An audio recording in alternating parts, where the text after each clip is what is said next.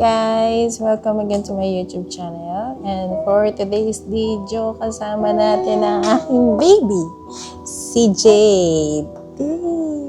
Ano na siya? 6 months. Ang bilis ang panahon, no? So for today's video, samahan niyo ako mag-unbox. Hindi pala mag-unbox. Mag-assemble ng aking Origin Decent Go D6. Yan. So, itong ano na to, itong pump ko ay ginagamit ko na for almost 2 months. Ito ay yung may tube. So, pakita ko muna sa inyo kung anong laman. Nakasama ng box niya. Yan. Meron siyang kasamang nipple measurement. Oh my God. Quick start guide. Ayan. Meron din siyang kasama. Meron din siyang kasama manual. Meron siyang kasamang extra flange na 19mm. 17mm. At meron din siyang kasamang 15mm, which is gamit ko ngayon. Bra extension. Ayun ang kasama niya. Meron siyang kasama ganyan. And then, Type-C cord charger. May kasama din pala siyang ganito. Tube. Di tube siya. Tapos, ikakabit yung ating motor dito. Gaganyan. So, ganun ang atake niya. So, pag-usapan natin tong motor. So, ganyan yung itsura ng motor niya. Yan, ang itsura ng ating motor. So, ito ay soft touch. So, pindutin natin, ganyan. Yan, diba? Soft touch siya. So, pag in-open mo, automatic naka-post talaga siya. So, kapag gusto mong i-play, touch mo lang din yung power. Yan. Touch. So, yan. Mag-play na siya. Tapos, meron siyang 3 modes lang. Stimulation, lactation, yan, yung mix yan. Ang level ng suction niya hanggang level 9. Pero malakas yung suction nito, the best ang suction nito para sa akin. Pero ako, ang suction ko umaabot ng level 4 to 5. Yan. Ang ginagawa ko, ano muna, stimulation muna hanggang 10 minutes, ganyan. Tapos, yung lactation na hanggang 10 minutes din. Tapos, imimix ko na siya hanggang sa matapos na yung session ko. Ganun ang ginagawa. Tapos ito, pwede itong i-clip sa sa pants. Pwede mo siyang i-clip doon. Or pwede mo naman siyang ilagay lang sa, yan, ganyan lang. Lalagay mo lang siya sa mesang ganyan. Tapos hayaan mo na mag-pop. Ganun lang. Ayan. Kaso, ang problema kasi, ito ay ayan, ang problema na ito lumuluwag. Ito pala ay merong lock. Kinagandahan ko na ito. Ito ay merong lock, di ba yan? Pag dinoble press mo to, pagkasabihin nyo lang yung minus, saka yung suction, yung minus and plus sign. Pagsasabihin nyo, yan na, naglalak na. See? Naglalak na siya. Yung milk collector niya, ito. Hugasan natin, 2 milk collector. 1, 2, yung diaphragm. 3, yung bulb. And yung breast shield niya. Yan. Tapos yung mga flanges na. So, eto kasama talaga to. Ilalagay mo to doon sa ganyan. Kasama talaga yan. 25mm tong flanges na to. So, ayun nga ang hugasan natin. 1, 2, 3, 4, and 5. So, 5 parts ang hugasan natin. Ito mga mami, napakadaling i-assemble nito. So, assemble natin. Ito muna, diaphragm muna. Tapos yung valve.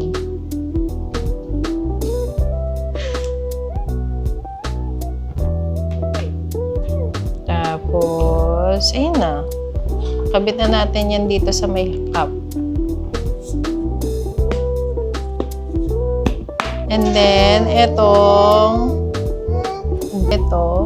ilalagay natin yan dito, yung breast, yung 25 mm. So, ilalagay natin yan dyan. Tapos, yung ating flanges na 15 mm, yung akin, yan. Ilalagay. Ganyan ang pag ginagamit ko to, 15 mm sa akin. So, yan. Ayan ang itsura ng aking Decent Go cup. Yan. Diba? Napakadali lang i-assemble. Hindi ko alam bakit ngayon ko lang siya nabili. So, ito ginagamit ko matagal na, 2 months, almost 2 to 3 months. Ayan. So, nagbago talaga ang aking dito. Ang aking breastfeeding journey. Pumping journey ko pala na bago. So, nakakapag ako dito, nakakapag power pump ako dito. Kasi, ito ay, diba, ganyan siya. Pakita ko sa inyo, ha. So, pwede siyang, din pala mamay, pwede siyang mag-parallel pumping dito. Kasi itong tube, ang gagawin nyo lang, ito, kung magpa-parallel pumping, di ba yan, nakalagay yan dyan. Tanggalin nyo lang itong itong tube na isa, yung hindi nyo ginagamit. Tapos, ayan, may takip, takpan nyo lang. Ayan, takpan nyo lang ganyan, magsasak na yan. Magsasak na yan maigi. Ayan.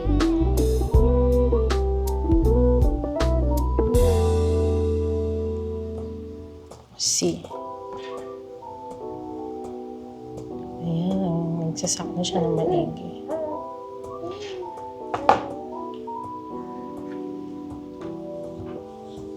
Ang aking review dito sa pump na to is maganda. Alam mo ba, ang ganda na ito.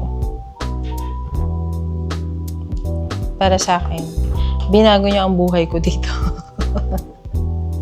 Binago niya ang pumping journey ko dito, lalo na sa work. Yun nga, kasi, kwento ko nga sa inyo, yung unang aking pump, yung Dr. Ayla na EB50, nahihirapan ako dun mag-power pumping kasi nandito nga siya sa loob. So, ang tendency, tapos ang liit, di ba, ng kanyang monitor. So, ang tendency, gaganyan pa. Ganyan, titingin pa ako sa loob ng ganyan. So, nahihirapan ako. Tapos, hindi ko pa makita. Sobrang liit. So, eto, binago niya talaga as in. So, eto, lalapag ko lang yan dyan. Tapos, magbibipindot na ako habang tatrabaho ako, nagbibipindot. So, lalapag ko lang, tapos pipipindot, tapos ipopost ko. Meron din siya palang, by the way, meron din siyang post. Ipopost ko. Kasi yun, gagana na siya. Hindi na ako nahihirapan ng silip ng gano'n. Hindi ba? Ang ganda. Tapos, itong pump na to, bukod sa nakakapag-power pump ako, since na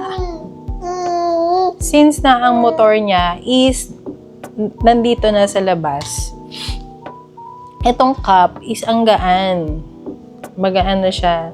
So, bibigat lang siya kapag may laman. So, ayun ang kinagustuhan ko din sa kanya. Ang gaan niya na. And then, ano pa ba ang gusto ko dito sa pump na to? Ayun nga, pwede ka rin parallel pumping. Kaya, nagustuhan ko rin to. Tapos, sakto sa aking bubelya, itong cup na to. Tapos, meron na rin siyang kasamang 15mm na flanges. Kaya, hindi na ako na bumili ng extra. Ayun, ang nagustuhan ko sa kanya. And, easy to assemble. Sobrang. Di ba nakita ko naman sa inyo, napakadaling i-assemble. Wala pang 1 minute na assemble lang. Ayan. Tapos, meron siyang mga parts sa store niya. Pwede nyong mabili. Yung mga, kunwari, nasira tong cup, pwede nyong bumili ng extra cup. Ayun, isa pa yun, kinagandahan nito. Bumili ako ng extra cup nito. Kaya, hindi ako nahihirapan na yung hugas ang hugas. Yan. So, ayun ang cons. Yun ang pros. Ang cons naman nito, ang negative dito is maingay. Maingay siya. Pag nagpapump ako, naririnig ng mga katrabaho ko minsan. Lalo na kapag yun nakalapag sa table, parinig ko siya. Pag nakaganyan nakasabit dito sa aking pants, hindi siya maririnig. Pero kapag nakaganyan sa table, pag nakaganyan sa table, pag nakalapag sa table na merong kasamang ganito, naririnig siya. Malakas ang suction nito. Ang negative naman nito, ang cons nito is meron kang tube. So, minsan, pag ako ay nagpa-pump, sumasabit-sabit siya, lalo na kapag nasa work ako. Sumasabit. Tapos, ang dami yung i-assemble. Pag tawag dito, magpa-pump ka na, imbis sa ito na lang, nasamahan mo pa siya ng tube. Tapos, pag ipupur mo na yung gatas, yun nga, ang trabaho lang din nito. Kailangan mo pang tanggalin yung tube, ilikpit yung tube, ang dami mong dadalhin. Unlike yun sa hands, yung talagang, yung kasama na nito yung motor. Ayun na lang, tas pindot na lang. Ganon. Ayun lang yung cons nito. Tapos, yung cup naman nito is sturdy. So, ganyan, na itatayo, hindi siya madaling matumba. Ayun. So, binago niya ang buhay. Love na love ko tong Origin Decent Go D6. Napakadali. Ang daling hugasan, hindi ka problema mag-assemble. So, yan, mga mami. So, kung ako ay bibigyan, meron pa. Yung nito, ang ayaw ko lang dito yung level. Hindi mo makita. So, kakulay ng cup. So, hindi mo siya makikita agad. Unless na lang, kung iilawan mo, makikita mo siya. O kaya igaganyan mo. Ayun lang. Tatapat mo sa gaganyan mo sa may ilaw, gaganyan. So, yun. Yan lang naman ang aking masasabi dito sa Origin Decent Go. So, kung ito ay i-rate ko, ang rate ko dito is 9/10. So, love ko talaga to. The best to. Tapos, ang dami kong output dito. So, yun lang mga mami. See you on my next vlog. Bye! So, don't forget to like, share, and subscribe. Kung nagustuhan nyo tong aking video ng review ng Decent Go, Origin Decent Go. Bye! Nagre-reklamo na siya. Bye-bye!